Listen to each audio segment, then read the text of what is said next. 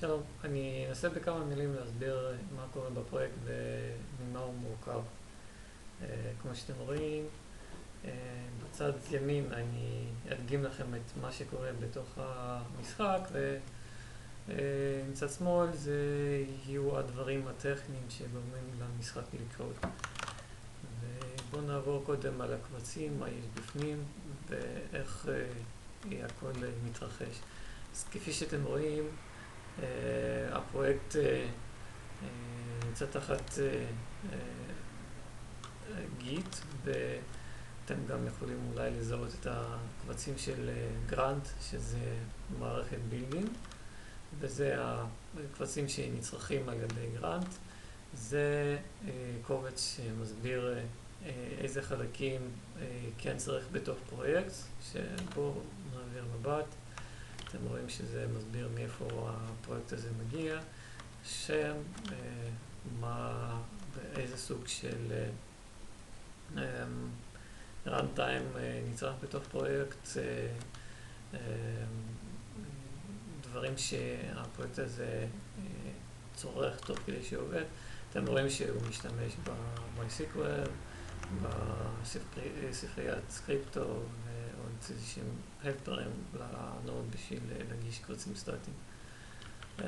כל השאר לא כל כך מעניין כי זה דברים שקשורים לבילד עצמו.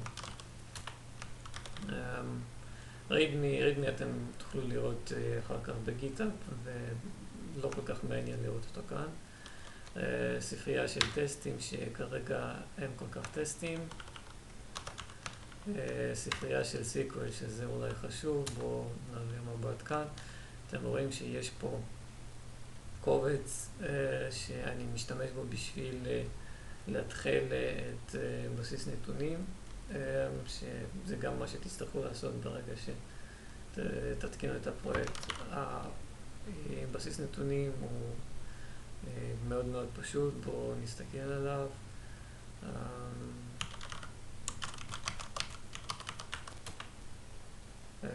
זה הדאטאבייס שלנו.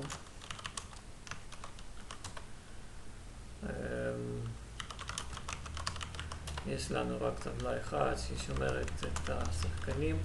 אנחנו צריכים לשמור את השחקנים כי אנחנו שומרים את המצב של המשחק אחרי כל מהלך שאותו שחקן עשה, אז אנחנו רוצים לדעת האם קרו איזושהי התרחשויות חשובות שכרגע אנחנו לא כל כך מטפלים בהן, אבל בהמשך אולי מתישהו נטפל. התרחשויות כגון מטבע או דבק שגורמים לשינויים בתוך משחק. גם כן זה שומר את המצב של איפה השחקן נמצא בתוך המשחק, שהשחקן לא יוכל לזייף. זאת אומרת, אם שחקן פתאום ירצה להזיז את התמונה שלו או של הרגזים לאיזשהו מקום שהם לא יכלו להגיע טכנית, אנחנו נבדוק את זה בשרת ואנחנו נגלה שהשחקן מזייף ופשוט לא ניתן לו לעשות כזה דבר. עכשיו בואו נראה מה יש בתוך טבלה. בתוך טבלה יש לנו שדות של UID, זה מה ששומר את ה-ID פר שחקנים, זה נוצר אוטומטית. זה שדה ששומר על איזה רמה עכשיו שחקן נמצא. כרגע level הם באים מאיזשהו קובץ להראות אחר.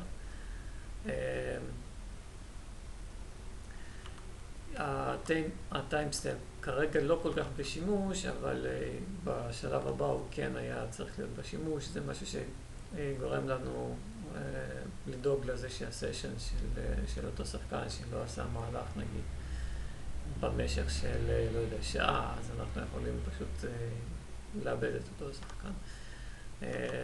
זה מה ששומר את מפת המשחק, ותכף נראה מה יש בתוך מפה.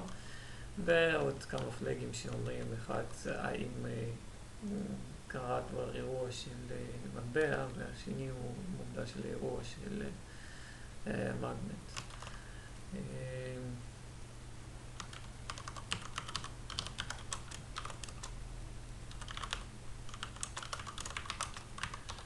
סתם בשביל לראות. יש פה כרגע איזשהם נתונים שהם מטסטים, אבל פה נרוקן את הטבלה בשביל שנראה שאנחנו לא באמת צריכים אותה, שהיא תהיה, שיהיה בה איזשהו תוכן.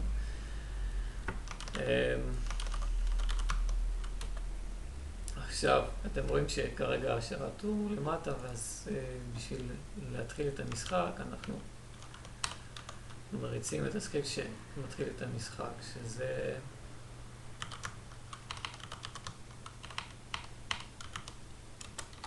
שזה, הנה. נו. לא רוצה לעשות קומפליט. אוקיי. עכשיו אתם רואים שזה שרת של נוד שרץ כרגע בדיבאגר, ואז הוא מבקש יעשה לו continue, ואז הוא אומר לנו שעכשיו הוא מתחיל להגיש תוכן על localhost, פורט 800. הדברים האלו הם כן קונפיגורביליים, יש איזשהו קובץ של קונפיגורציה שהוא נמצא גם כן פה.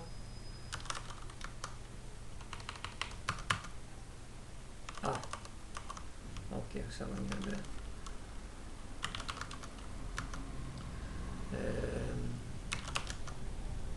לא.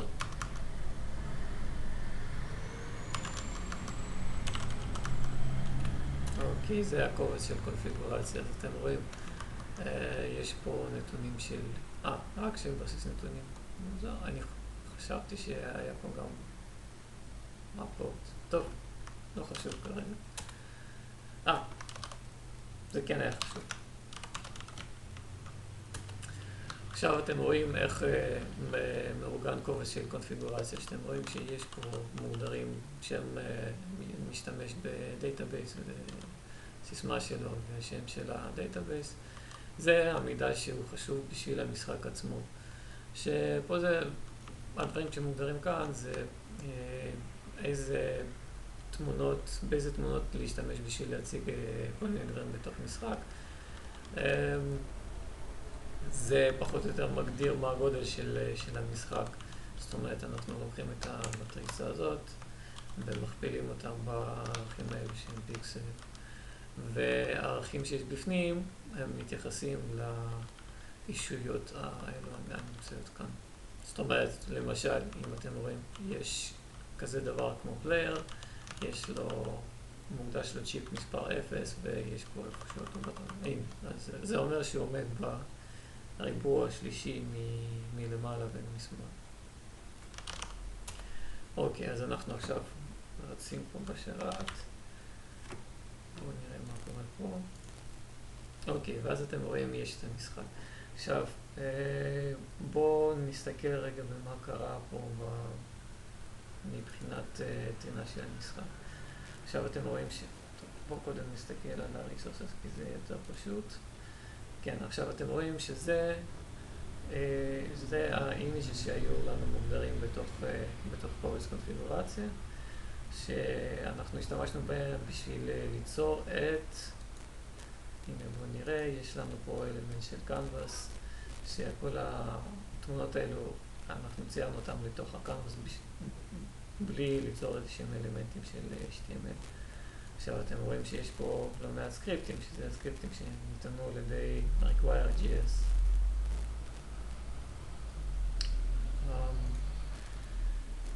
ותכף נעבור לסקריפטים. לא, עוד מעט.